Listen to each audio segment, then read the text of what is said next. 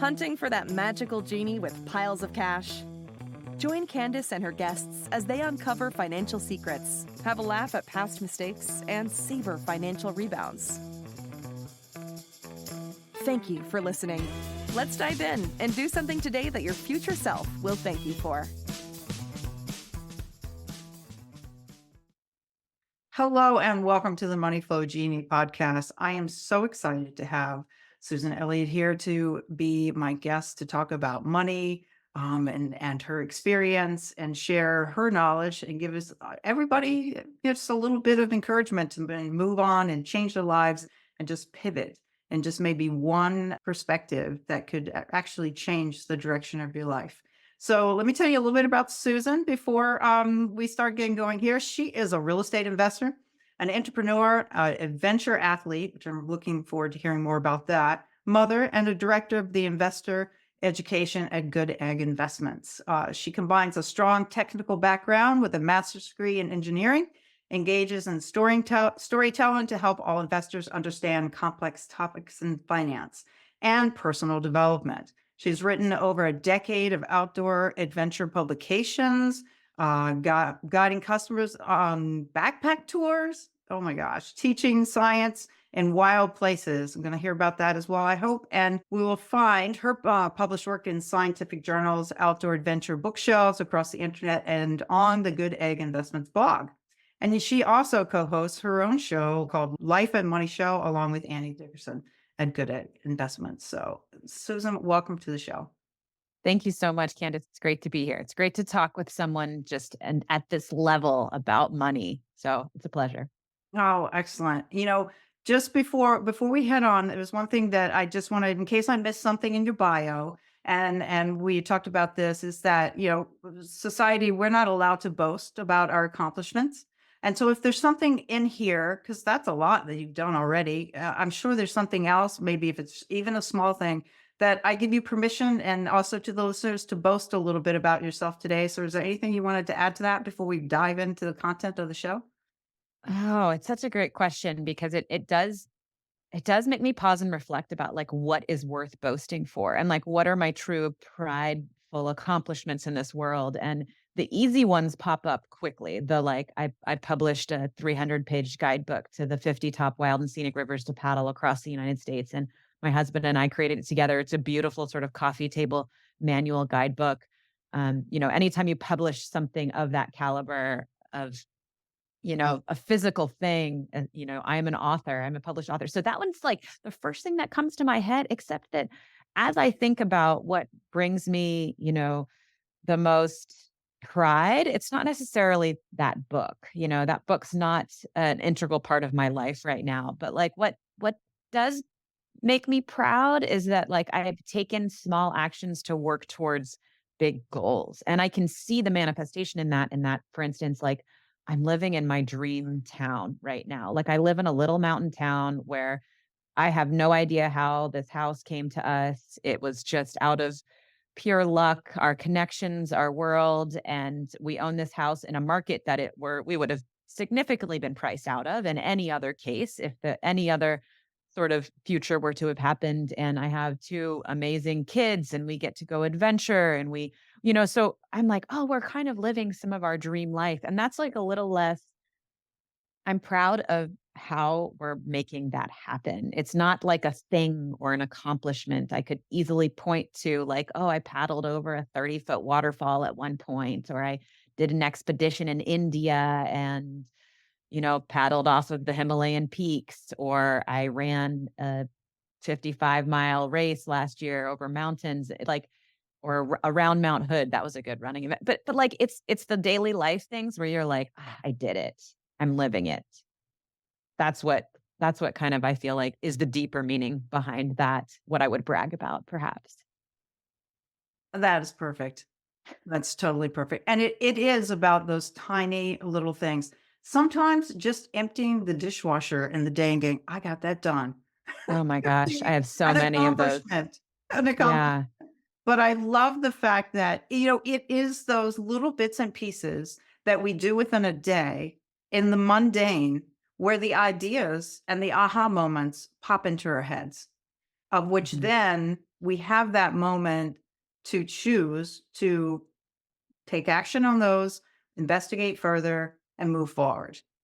And, Yeah. without those moments, I don't think everything that you just listed, which was like, oh my gosh, that's so exciting. And I just want to say to the listeners, we're going to find out where you can and put in the show notes about these books and the publication. So definitely, because I want to see them for sure. I want to see. Yeah. So, and Pretty, I'm proud. congratulations. That's some accomplishments. That's some accomplishment. Thank you. Thank you. I appreciate that. Yeah.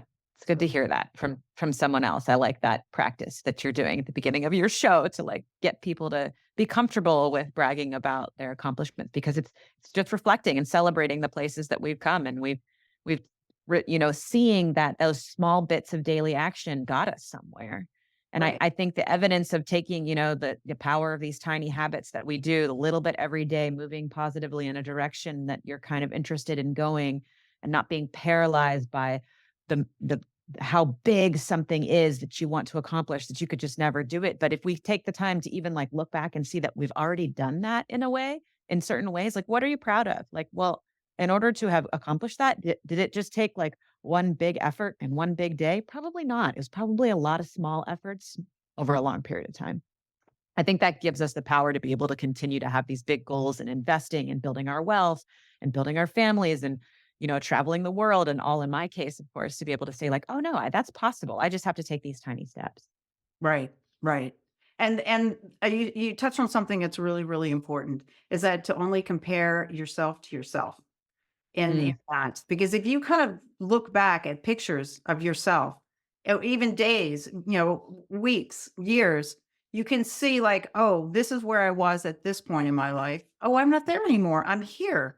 If we look in the exterior and compare with others, then we'll always feel like we're not ahead enough. And it's mhm, always important to compare yourself only to yourself, because then you can boast.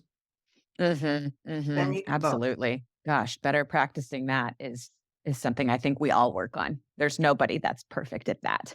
Yeah, yeah. Not Well, perfect comparing. doesn't exist in Exactly, reality. exactly. That's Yeah. actually a word that we've kind of like banned in our house with I have a 6-year-old and my husband was the one who had this inspiration of like, we're just not even going to use the P word, we call it in the house. And so she even calls her teacher out, Miss Brittany, you said the P word.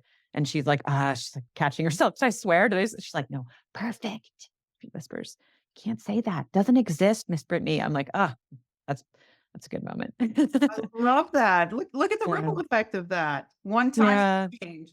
That's an example right there. One tiny change and a positive change, and then that's being carried. You've already got the generational. I wonder how many other kids are going home. Good So point. Good point. The P word. a few left. Oh my God, that's fantastic. Well, let's get into this, the whole meat of the whole thing about money. Society puts pressure on us consumers. There's lots of exterior things.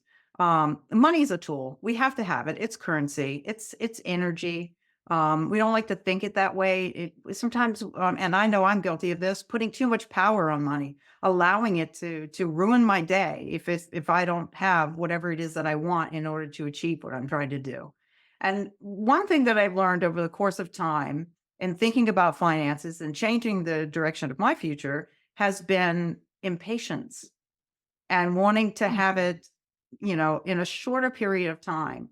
And sometimes getting caught up in hearing the hype of this person did it quicker than I did. What am I doing Mm. wrong? And so when I think about what an analogy that I was thinking about with money is that since it's a tool, it's a screwdriver in our toolbox. Just think of it as that way. And, there's, different sizes of screwdrivers and a few different types. But usually when it comes to money, it kind of made me laugh. It's like sometimes I've chosen the path of getting out the butter knife to use as a screwdriver. Haven't As we all?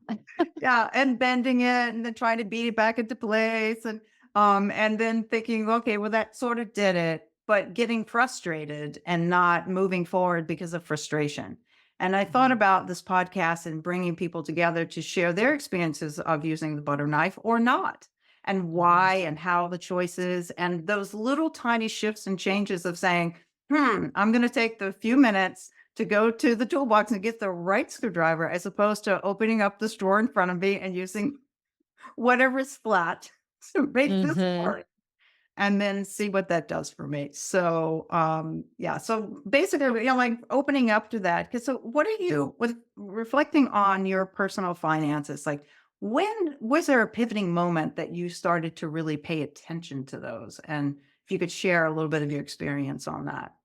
Yeah, I think, absolutely was a pivotal moment in my life. I think it was, mostly around in 2018, which isn't that long ago, amazingly, and my daughter was born in 2017, and so I sort of had pivoted before she was born into leaving this, like, very wonderful adventure life, but very scarcity-based adventure life, very paycheck to paycheck. I didn't realize how much kind of financial anxiety that had built up inside of me and that was there before that started, right? Like from my childhood.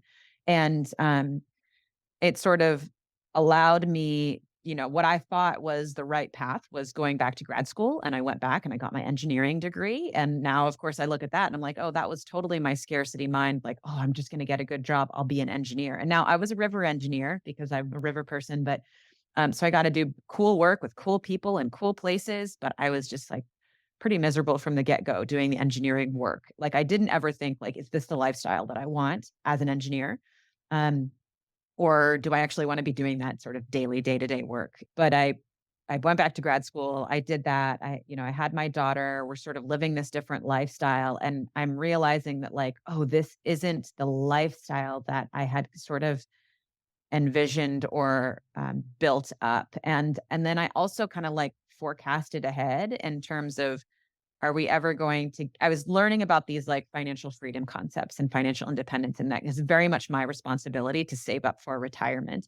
I had, in my guiding career for, like, all of my 20s, basically half of my 30s, been like, "Oh, retirement, that will never happen. I don't make enough money. I don't have the knowledge or I'll never have a career where I can do that. I'll just work forever." I mean, I don't, that sounds ludicrous to me now that I had those thoughts, but those were absolutely real. It was just so far from my reality. But then becoming an engineer, it was like, okay, this is something I need to think about now. And oh, look, lo and behold, I'm way behind, way behind. So just seeing that where like it felt, and then I was looking at my sort of like income potential there, and it was like pretty linear, pretty flat, quite honestly. Um, and thinking like, I'm smarter than this. Like, I found funding to pay for grad school. I got myself through grad school, top marks. Like I've published books, I've published scientific papers. Like I've got to be able to figure this out. And like fortunately I found real estate at that same time. And I don't know how I didn't wake up to real estate before because I knew of other people like me, right? Like who were adventure guides, who were raft guides, who traveled around windsurfing around the world and also somehow owned 10 rental properties or like were kind of hustling away building properties in this different towns. But it was always just like, oh, I can't do that. That's not open to me. And real estate, just getting into the world of real estate kind of like cracked that nut for me because all of a sudden I was like, oh, anyone can start in real estate. Anyone can have a business. Anyone can do this because there's so many ways to come at it. And so it like quickly shed a lot of limiting beliefs that I had and actually revealed a whole lot more limiting beliefs that I wasn't addressing and that I needed to address in order to continue down that path. But it for instance, like I grew up with an engineer and a teacher as my parents and starting a business was like I had no exposure to that at all, no entrepreneurship, no. And so I had this idea in my head that you had to like invent something to be an entrepreneur, a business owner. Whereas then I'm seeing this real estate, people are just like copying and pasting, like, oh, I'll do that strategy over here, and it works. And so I think that I saw this vision of like how I could have a little bit more, I don't wanna say control because that's not something I believe we need to have over our money. I think that it's more of like I have the choice to choose to be able to be wealthy, and I didn't have that choice before because I limited myself to it. So it was right around that time period, and of course, like, I tried all different kinds of things in real estate and have found an easier path for myself and my family, and but there was a moment in there that was like, it was more like a reckoning and then some deep work that followed. Right. Now, when you did that deep work and you had that realization that you needed to do that, do you mind sharing like how you went about? Did you work on Yeah. that on your own with self-development? You hire a coach? Like, how did you address those issues in order to be able to move forward? Yeah, great question. I would say that one thing that was great is that I aligned myself with a group of people. So I originally joined the Real Estate Investor Goddesses group, and something drew me to that group. I have no idea. I've always been sort of like drawn to groups of women who do hard things. As like a whitewater kayaker who was paddling at pretty advanced levels, like there's just not many women who were doing it at the time. So I for instance, I would go kayaking on really difficult rivers, and I'd frequently be with all boys all the time.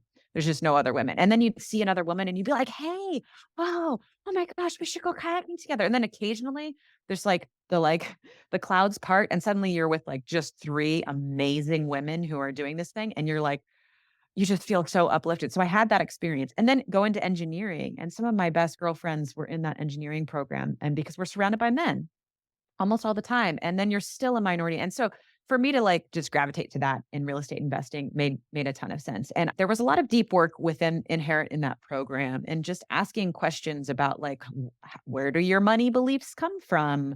How do you feel about, like, what you should be doing with wealth. And it was like shocking to realize I had so much negative association with money and wealth. And so I think just by the nature of that program, it kind of like dug out what needed to get dug out. And then on top of that, like just personally, my husband and I love going to therapy when we can. We typically initiate it when we need it. It's like we'd love to just have it be going on all the time in the background.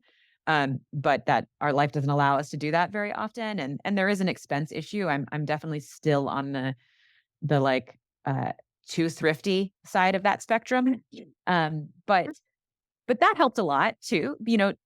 Working as a couple, money was a big source of stress for us. So we did a lot of work around that as well as a couple. So we kind of came at it from that angle too.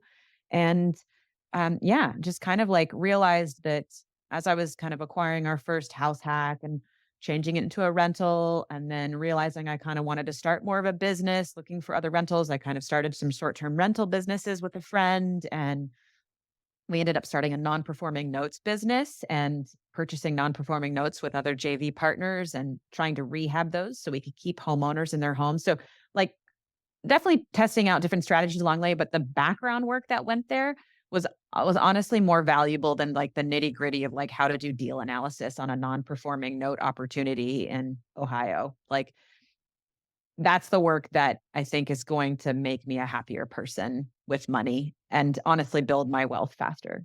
Right. And, there's tons of textbooks and YouTube videos and mentorship out there that the how to.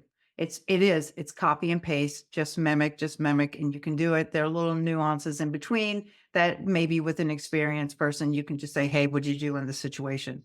But Mhm. to be able to be there in that moment, to have the courage to step forward and do something brand new that you may or may not succeed, that is the biggest hurdle. And that's where, we can choose to create a life of by design, or we can choose to live a life by default. And if we don't address those issues as we're moving forward, because if you grow, there's going to be things that are changing that are uncomfortable. Like you were Mhm. just sharing, and we've all gone through those like, oh my gosh, I have a belief system that I had no idea that was holding me back. You know, Yeah, so thank you absolutely. so much for sharing that interpersonal journey because it is very important. The key element to all of this to making change in your life is to be able to surround yourself with people that know and have done it and people that are supporting you to move forward when you feel like you maybe are a little too afraid to do it. Exactly, exactly. I think that I jumped right into a mastermind group through that program, and I am so grateful that I took that plunge because it felt like a big deal, like paying for something when I feel like I need to put every dime into my investments. But I look back and that was one of the best decisions. I did eventually outgrow that program, but what lasted was the relationships. I mean, I had accountability calls with some of my fellow goddess ladies for years after that, weekly sometimes of accountability calls and just like check-ins on each other. And that value is sort of like it's priceless to be able to know where and how you can tap into the community of people that you know will uplift you to keep moving towards your big goals. Yeah, Yeah. it's so important. And I don't think this is like talked about enough. This is why you have this podcast because people, you see the wealth building journey and these like the big gurus out there, or, there's just like a lot of sort of how to's, like you said. You can Google that stuff, you can figure that out. But what people don't like to talk about is if you do the deep work, if you dive into your historical document and your relationship with your parents, like you'll build wealth faster. Like, no, that's not as clickbaity as like your 10 tips to buying more rentals in 2024. Definitely. I remember when I first got into the multifamily space, we did it all backwards. We got into the best and final, but we didn't have the investor base. We didn't have the sponsor. It was like, I don't even know how we got there. It was some really Yeah. talking, I think, really good Yeah. presentations going on. And spending the next 16 hours interviewing sponsors and pitching the deal to them. And that was where I really learned how to step into the unknown because I had no Mhm. idea how to, at that point, from where I was to where the conversations and the caliber of people that I were talking to financially was Mhm. it. I mean, I was sitting there shaking in my skin, going, "Okay, so what is your net worth and what is your Like, oh, liquidity?" I just I asked mean, them. it was like, "Hi, I don't know you, but let's just open up your bank account right now." Mhm. Mhm. Is It this was intense. possible? Yeah. Yeah. Yeah. Yeah, you can come to the table with a lot of skills, but being open to knowing that you have skills yet to learn is really important. Yeah. Yeah, most definitely, most definitely. So now I hear, reading your bio, nature is obviously you've been referring to it constantly, and how interesting that's a river because a river is always flowing. It's always Mhm. you can't control it. You can only redirect water. So how do you think that comes in? Because I'm a huge nature fan. How does that Mhm. come into your life and bring the serenity and allow you to step forward through all of these challenges of, new discoveries about yourself and moving forward to advance your life? Yeah, great question. I mean, it's just fully my recharge zone and my I think that there's a lot of scientific evidence too around the value of being in awe. I know that like the science lab at Berkeley does a lot of work around this, and I probably published a book. They've got a great podcast of like how just like feeling the sense of awe on a regular basis can calm all of our nervous system down. It allows us to re-regulate our emotions. It does all kinds of things for our mental and physical health, like heartbeat, right? Blood pressure, all of these things um, that we need to be able to be high performers, that we need to be able to be the like adventure athlete, the full-time business owner, the side hustler, the mother, the daughter, like all these titles that I have for myself. Like I need to, in order to bring myself to those, like I need to have that recharge zone. And I think that I remember being drawn to kayaking when I was in high school. I started kayaking in high school and I worked as a rafting guide in the summertime. And I I liked guiding rafts, but I liked kayaking more and I liked teaching people to kayak more. And I kind of followed that path as opposed to just kind of we call it like pushing rubber, like just getting people down the river in rafts. I like that. You can get more people down at one time, then you can change their day, you can change their life. But I like giving someone the tools, spending 3 days teaching someone to whitewater kayak, giving them the tools to experience this place and nature and like do a really hard, scary thing. Like I'm going to ask you to paddle down those rapids and you could flip over and have to swim out of your kayak because at that point they're not learning how to do the roll to flip back up. That's an advanced skill. And that's scary because when you flip upside down, you're stuck to that boat unless you know how to pull yourself out, which is quite easy, but it's a panic moment. You can't breathe under there, right? And so to see people kind of like go through those transformations, I think it just like reinforced the power of nature in me too throughout my career. So I had the fortunate to not just, it wasn't just my playground. It was like the playground that I saw that could like transform people's lives. And so I think I always had that respect for it as I, found different ways to make it my job, to make it my passion. And in these days, I don't specifically work in guiding, but of course, a part of me is like, ooh, the second I reach financial freedom, I'm going to be a raft guide again. I'm going to be a kayak instructor again. And now these days I've gotten into trail running because it's quite a lot easier to do than whitewater kayaking, just time wise. And like, I can do it by myself. I can do it, all kinds of things. I'm like, oh, I'll just go ahead and try to run the whole PCT. Like these just big, ridiculous things that one day I'll get to do. But just like challenging myself in nature has always been really fulfilling to me. I think, yeah, I mean, that's where nature went. And then, like I said, I was like, well, if I'm going to be an engineer, I might as well be an engineer in river engineering. But I also had that skill set. Like I could read a river, I can understand what's going on, where the water's going, what that's going to do to the river bank, the wood, everything in there.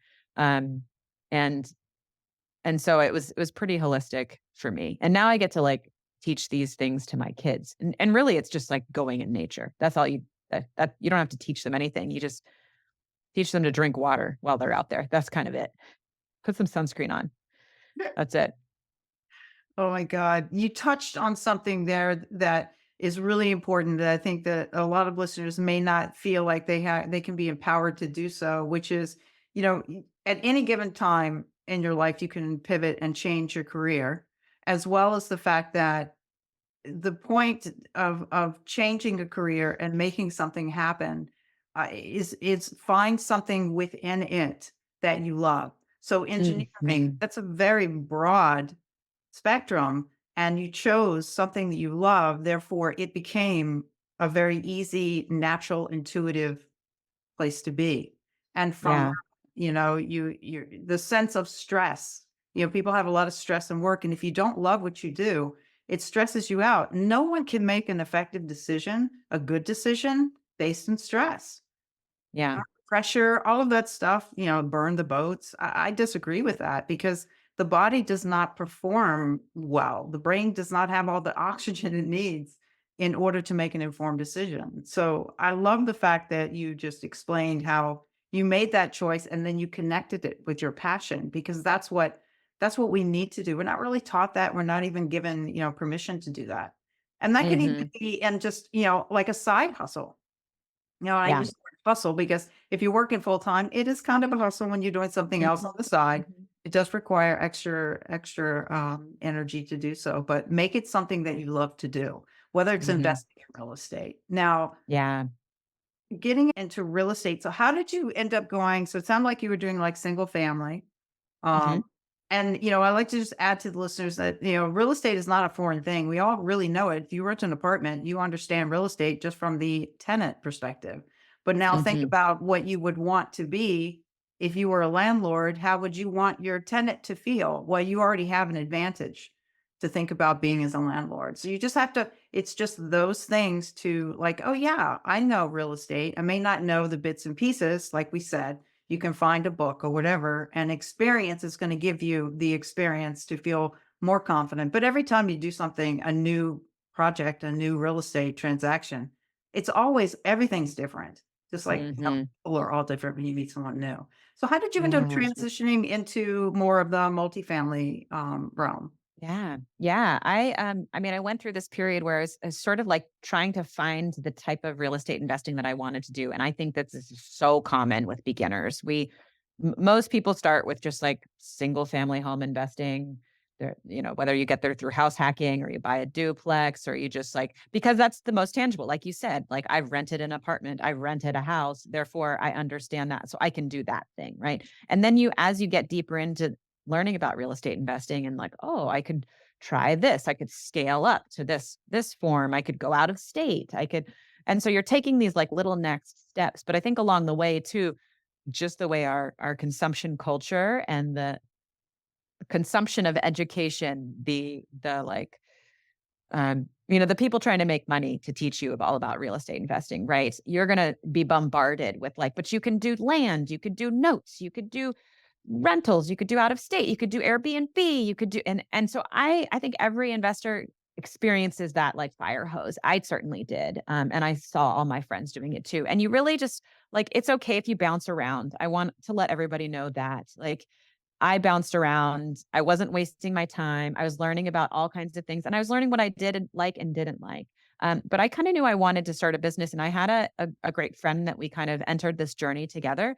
And she and I took up a few Airbnb projects where we were just managing the Airbnb. So we didn't own the underlying real estate, but that was our way to develop the like business of Airbnb. And then as we were going to progress, we were going to buy more and more of our own properties and kind of like run a business together in that way. And, um, we did a little bit of that, but as we were doing that, we were also learning about notes. And so we took a course. It was at a great price point, just as like a let's learn about how this works because we liked the idea of helping people stay in their homes. And so we decided, nope, we're going to do notes. Let's like kind of put aside the Airbnb stuff. Working with owners of homes and their Airbnbs was kind of a nightmare too. I'm not gonna lie. And we started to do this notes business and we built it for like 2 years. And she went on maternity leave. I built all of the background. I realized I really liked the education stuff. Like lo and behold, I just wanted to be a guide again, as it turns out, which is like another line here is that like that's what I do full time now. I am not an engineer anymore and it's amazing that I've gotten to this place and real estate has gotten me to like what is more of like a very much more in alignment of a career for me. But back then, we were still building it, but unfortunately, like as she and her husband came on board, they quickly realized that they didn't want to do it anymore. And I had this like coming to moment of failure because if they weren't going to do it, then I couldn't do it by myself at that point in my life. I was also about to have my second child in a few months. They're basically telling me like, "Oh, we've just tried this for the past 3 months now that they're not in their sort of like the maternity cloud, the newborn cloud. And we don't want to do it anymore." And I was like, excuse me, I've been building this for the last year and a half behind the scenes. I have like all of this like ramped up, ready to go. And you're telling me you don't want to do it anymore. It was like, I had to deal with a lot of like these feelings of like, I failed. I can't be a business owner. I am never going to get this done. I've wasted, again, you look at like I've wasted time. And of course, even then I was like, I know I'm going to look at this later and thank this failure. We all learn from failures. It's hard when you're in the moment though, right? But it was the best thing that ever happened. Best thing that ever happened to me. And I realized that like through all of that, I wanted to be involved in investor education. I wanted to like help people think about their finances because I was someone who never did that. And I feel like I can help a lot of people in that way. But I also realized like I don't want to do the operations side of the real estate investing company. Like I just don't want to do grunt work deal analysis, quite honestly, of like analyzing hundreds of properties to find one or two gems offering a million times. I wanted to like potentially create a team of people to do that in my own business. But it wasn't a passion of mine at that moment. I mean, also like about to have my second kid, like, whoa, it was like a lot of like, okay, I need to go on pause for a minute here. But I didn't want my money like I had some money saved up and I thought, I'm just going to put it into one of these syndications and kind of split it out into a couple different ones, try out a different sponsorship team here or there and see what it works. And it's gone great. Like even through, this past big cycle of kind of like boom in our real estate market where things were just selling for super high in the past years and now there's these real estate issues. I mean, these interest rate issues going on. Like I've picked great teams to work with who know what they're doing and my money is deployed and I like think about it. I have like investments in like 5 different states now and I've done no of the work. Like, I mean, it just blows my mind that this is available to us and more people don't know about it. And it's so easy. And I think that our culture tells us we have to go through that hustle and grind phase first. You've got to earn your badge to be able to, invest in syndications, to kick back your feet. And like,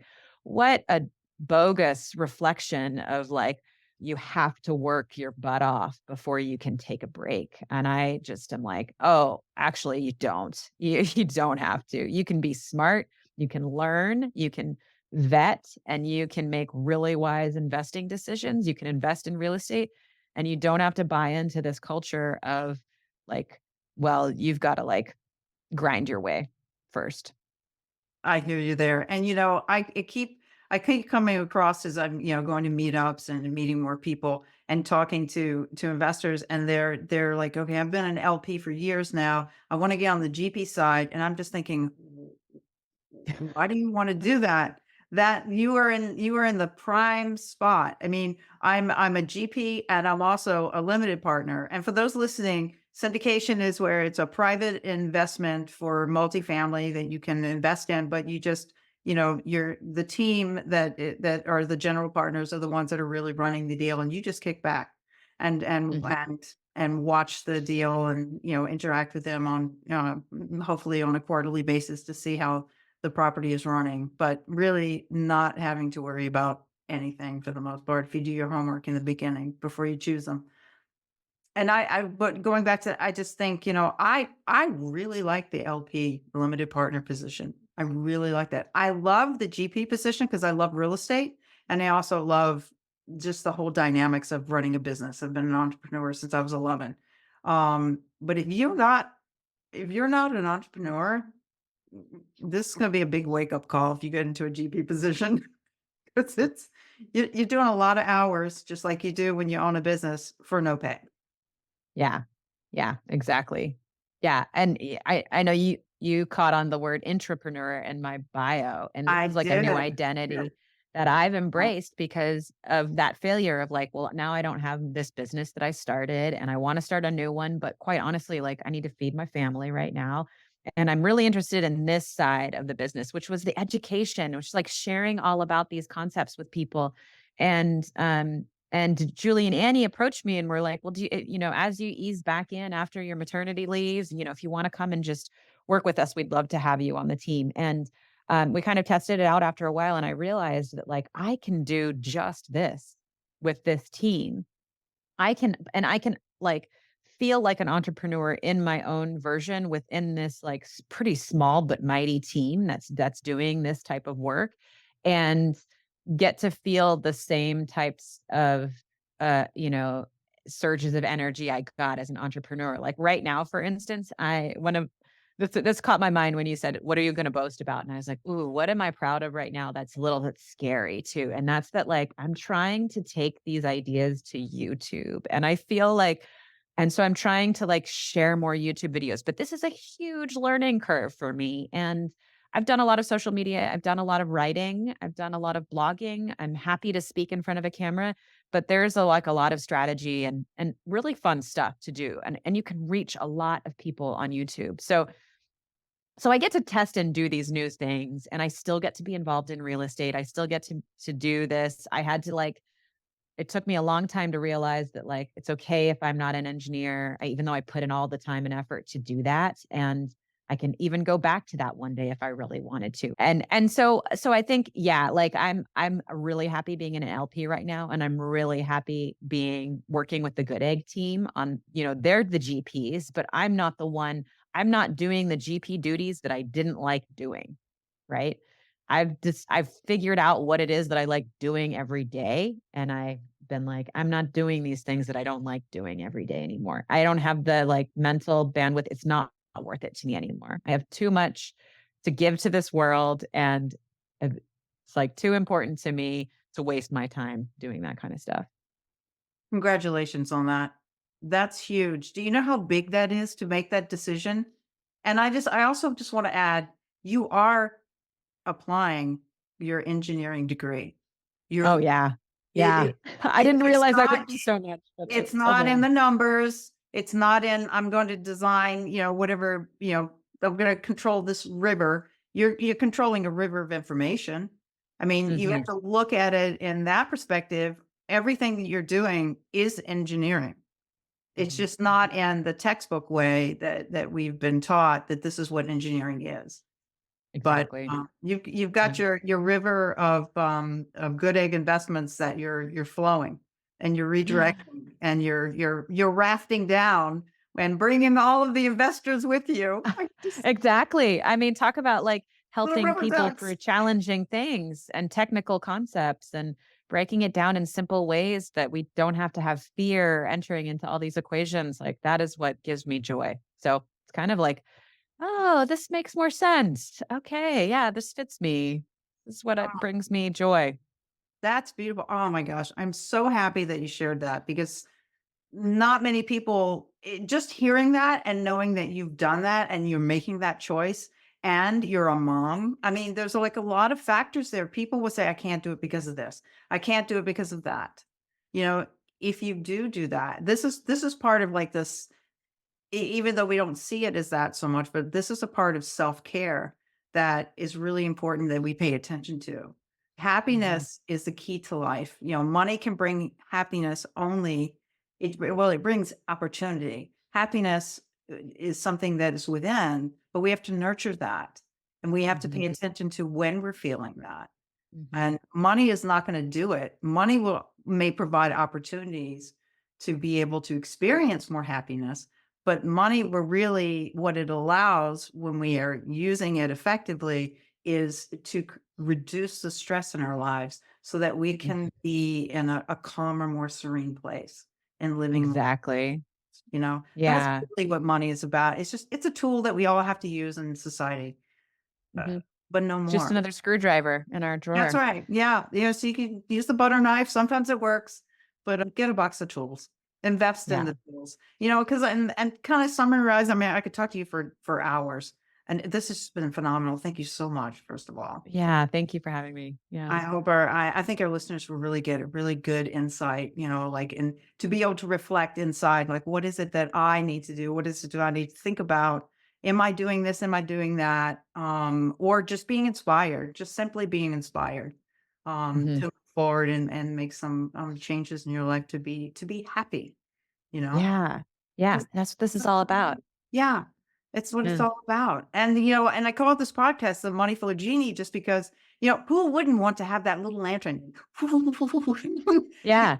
But then only to find that like, oh, that didn't solve all my problems. Huh. Things are deeper. Like this Isn't is that the way that I interesting? look at things. This is the way that I think about money. This is the way that I choose to like spend my time, who I'm around, all these things. Mm, Yeah. right. As well as the fact that, which I think, you know, everything that you shared also shows that it's not the destination that when we get there, we'll be happy. It's everything that we've built up to that destination. And when we get to that destination, there's always more that we want, you know? And so the memories and the bits and pieces that we have become as we grow, that that is the key. That is, you Hmm. know, the saying, the joy is in the journey. 'Cause Hmm. that's where we really grow. That's what we reflect on is like you did, the storytelling, you know? Hmm. Because otherwise we could just say, "Oh, I got a degree in engineering, and now I work for good investments. Oh, thank you very much for the podcast." Yeah. Boring. That's not what happened. That's not the story at all. Yeah. Oh my gosh, it's so great. Thank you so much. I just want to end with Pima Children quote, which is share the wealth, be generous with your joy, give away what you want most, and be generous with your insights and delights. And that's the goal of this podcast. Thank you so much for sharing and being so transparent because, you know, that's Yeah. Thank you that for is having me. huge. Great conversation. Thank you so much. And thank you all listening, and we'll see you next time. The info in this podcast is straight from our personal experiences. You alone possess the power to manifest your desires. You are the genie in the bottle, awaiting your command. So ask smart questions. We're not licensed financial pros, so be sure to consult with a licensed professional, attorney, or tax consultant.